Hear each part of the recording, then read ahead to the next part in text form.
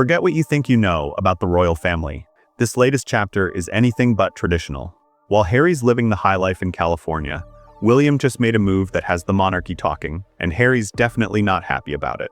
What if I told you one brother is paying millions out of pocket, while the other is facing backlash for taking taxpayer money?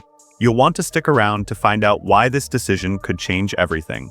It's easy to think that royal life is all about grand palaces and taxpayer-funded luxuries, but William just proved there's another way. While most royals would have leaned on the Crown estate to pay for the costly renovations of Forest Lodge, William made a statement. He's paying for it all himself, millions of pounds out of his own pocket, no questions asked. This isn't just about fixing up an old, rundown property. Forest Lodge is a £20 million estate that's far from perfect. It's got a tired roof, outdated windows, and a heating system that probably whines louder than the British tabloids. Yet, William's quietly overseeing the entire renovation, not for the spotlight, but because he believes the monarchy's future lies in responsibility, not entitlement. No public money, no grand gestures, just the future king taking the reins and showing the world that being royal doesn't have to come with a price tag. And the best part, he's doing it all without a single complaint. The renovations could have been covered by the Crown estate, as it's standard practice. But instead, William's taking the high road, paying his own way, and setting a new standard for what it means to be part of the royal family. This quiet, powerful move isn't just about the money. It's a clear message. Leadership doesn't have to be loud, it just has to be right. Now, let's rewind a few years and look at how Harry and Meghan handled their own royal residences, starting with Frogmore Cottage. This wasn't just any quaint cottage. It was supposed to be their royal sanctuary. But for Meghan, it quickly became a symbol of discontent, a reminder of how the royals sometimes failed to deliver the kind of luxury she'd envisioned. Despite its charm, Frogmore wasn't glamorous enough for their new, California-style life. So, what did they do? They oversaw a $3 million renovation of the property, paid for by the British public. Brand new finishes, updated interiors, and luxury upgrades were all on the tab of taxpayers. Yet, after all the fuss, the couple didn't stick around. They left, packed up, and moved across the pond to California, leaving Frogmore behind. The optics were terrible, especially when they only paid the money back after they'd already moved out. It wasn't about taking responsibility. It was about avoiding the PR disaster that was looming. The public wasn't happy about the waste of taxpayer money, and the timing couldn't have been worse. Harry and Meghan's departure from the UK wasn't exactly a peaceful one, and the backlash surrounding their Frogmore renovation only fueled the fire. It felt less like a royal privilege and more like entitlement. And in stark contrast, we now see William stepping into his own role, making his own decisions, and doing so with grace and humility, while Harry's actions continue to raise eyebrows. William's decision to fund the entire Forest Lodge renovation himself isn't just about fixing a house. It's a calculated power move that's reshaping the public image of royalty.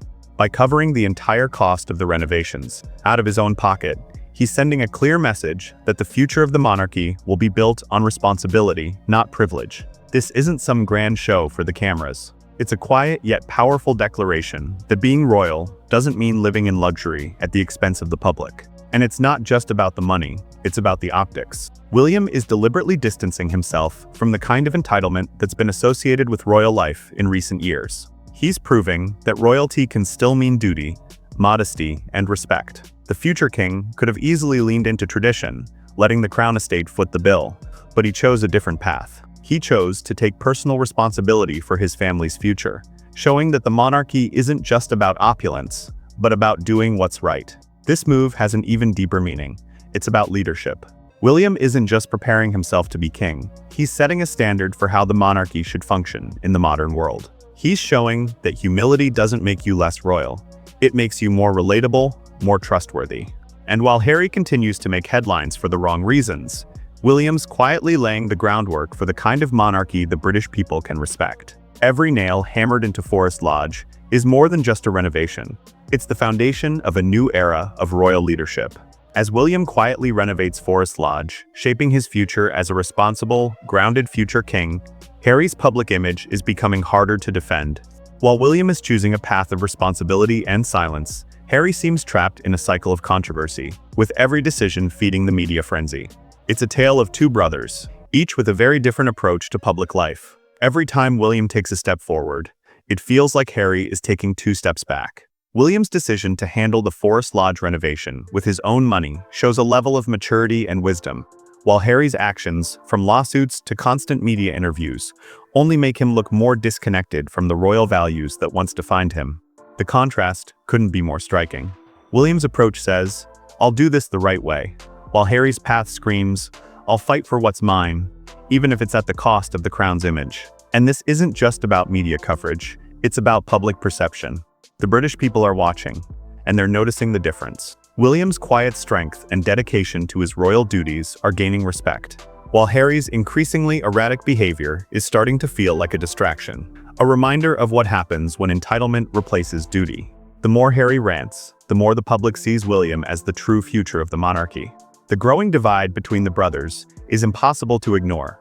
One is building something real, while the other is caught up in the noise. While the royal family has always been associated with wealth and grandeur, William and Catherine are proving that being royal doesn't have to mean living above the people they serve. Their decision to raise their children in a home like Forest Lodge, despite its size and beauty, speaks volumes about their values. They're paying full market rent for the property, something that could easily be waived for royals, and they're choosing not to have live-in staff. This isn't a show of financial restraint, it's a statement about how they want to live.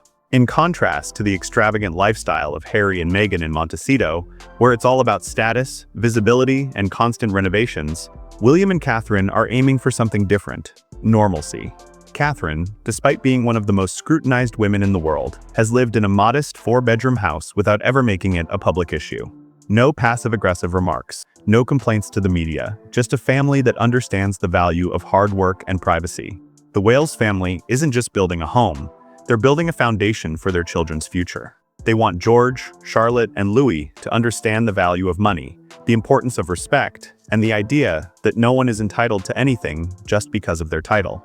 Catherine has been clear about wanting her children to grow up in an environment that feels as normal as possible, where they make their own beds, help set the table, and learn what it means to work for what they have. It's the kind of grounded, humble family life that's quickly becoming a rarity in the royal spotlight. This mindset is a breath of fresh air, especially when compared to the life Harry and Meghan have chosen. Their mansion in California is all about scale-high walls for privacy, koi ponds, and endless renovations to keep up with their celebrity status. It's a far cry from the Wales family's desire for simplicity and normalcy, and it's becoming more and more apparent that, while one brother is choosing a life of humility and quiet strength, the other is consumed by the very excesses he once claimed to escape. William's decisions go far beyond the present moment. They're a calculated investment in the future of the monarchy. While Harry is caught up in lawsuits, media interviews, and personal dramas, William is preparing for a legacy that will endure for generations. His choices today, from how he handles money to how he raises his children, are all part of a larger strategy to ensure the monarchy remains relevant and respected in a modern world. Take his refusal to participate in any rumored peace deals with Harry as a prime example. William knows that forcing reconciliation just for the sake of public appearances won't work. The monarchy can't afford to be seen as weak or compromising on core values. He's made it clear that while family matters, there are lines that can't be crossed, and he's not willing to sacrifice the integrity of the crown to make things look harmonious. There's a quiet strength in this. William isn't interested in smoothing over past betrayals with a royal smile. He's focused on ensuring the monarchy remains stable and respected, even if it means drawing a firm line.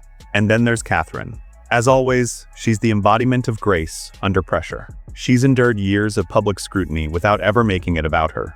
No dramatic interviews, no leaks to the press. Despite ongoing health issues, she's always been a steady, reliable presence. Together, William and Catherine are creating a royal model that values responsibility over glamour and duty over entitlement. This long-term thinking is a stark contrast to Harry's approach. While William's decisions are rooted in tradition, responsibility, and a future-focused mindset, Harry seems to be stuck in the cycle of reacting to everything around him.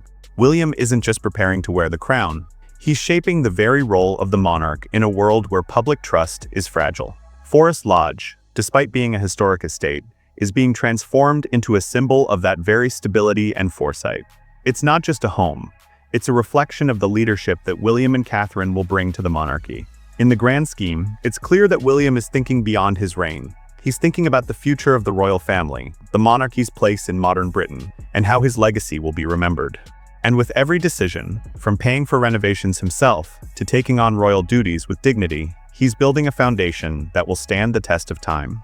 Meanwhile, Harry's narrative is increasingly defined by his struggles, his public battles, and his search for relevance. The contrast couldn't be starker, and it's only growing clearer by the day.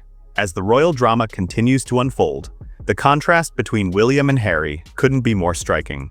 While one brother is quietly preparing for the future with grace and responsibility, the other seems stuck in a perpetual loop of reaction and controversy. Every time William makes a calculated, mature decision like funding the Forest Lodge renovation himself, it only highlights how disconnected Harry's actions have become from the very values that once defined the royal family. The growing divide is not just about personal choices, it's about what those choices represent. William's decision to handle everything privately, without fanfare or complaints, is a direct response to the kind of entitlement and spectacle that has followed Harry since his departure from the UK. William is embodying the future of the monarchy, one that is rooted in duty, humility, and public service. Meanwhile, Harry's path is increasingly defined by his battles, be it lawsuits, media criticism, or his never-ending quest for a platform to voice his grievances. And it's not just about public perception, it's about legacy. William is aware that, as future king, every move he makes will be scrutinized. But rather than leaning into the perks that come with his position, he's opting for a quieter, more grounded approach. It's about showing the public that leadership doesn't have to be loud to be effective. In fact, sometimes the most powerful moves are the ones that go unnoticed by the media. Harry, on the other hand, seems unable to escape the spotlight. Every interview, every book, every lawsuit only fuels the fire of public criticism. The more he speaks out, the more he seems disconnected from the very ideals that once made the royal family revered. Instead of focusing on his own legacy, Harry has become entangled in a cycle of controversy that only deepens the divide between him and his brother. The final, undeniable truth here is that William is rising to the occasion, stepping into his royal duties with a sense of purpose and direction. Harry, in contrast, continues to resist his place in the family, and his narrative is increasingly one of frustration and disconnection. The crown may be a long way off for William, but he's already showing the world what it means to lead, quietly, humbly, and with intention. Harry's journey, on the other hand, seems to be one of endless noise and discontent, and as the divide grows, it's becoming harder to ignore who is truly prepared to lead the monarchy into the future. The story of William and Harry is no longer just about royal drama.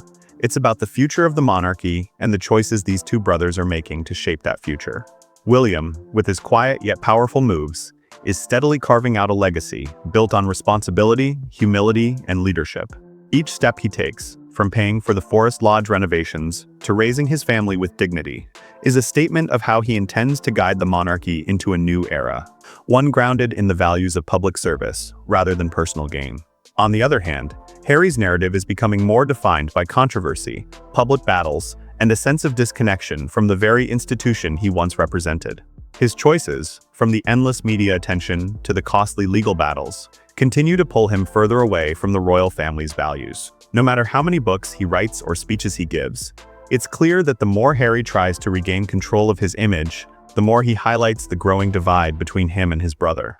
As time passes, the gap between William and Harry only seems to widen. One is rising, with grace and strength, ready to take on the future of the monarchy. The other is struggling to find his place in a world he no longer seems to understand.